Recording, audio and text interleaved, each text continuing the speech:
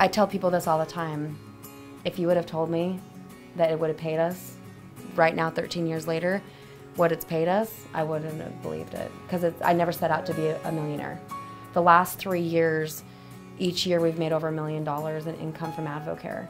I never set out to be a millionaire. I set out to have great purpose, to bring a family together, to have more time with him, and to just live life without the limitations of money dictating our schedule.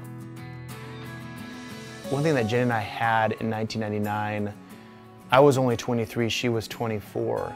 But one thing we saw is we had a picture of us when we were 35 and 40, when we started having children, and I was working that many hours and coming home at night, not necessarily spending a lot of time. So our vision for our life really forced us to look at AdvoCare as a business, because we saw down the road, we realized that things were going to change. So we look at our children now, and I reflect, if I wouldn't have made that decision back in 1999, where our life would be today, we probably wouldn't have, 3 children right now. That's not just about time, that's also about the financial side of it as well, where the time that it takes and the financial requirements it takes to have children, I don't know if we would have done that if we wouldn't have found an AdvoCare.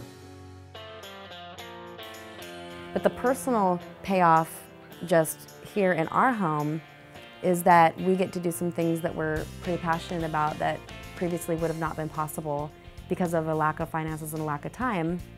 And that is to be able to volunteer at our church as volunteer pastors, where we don't have to pull a salary because it's just what we get to do with our time.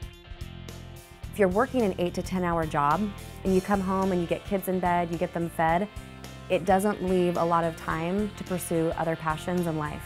And so what's so exciting about AdvoCare and what drives me today to still help other families is to free up time. They can still get paid a lot of money, but have time and the freedom financially to do that. And we've not found a better vehicle than AdvoCare to help people.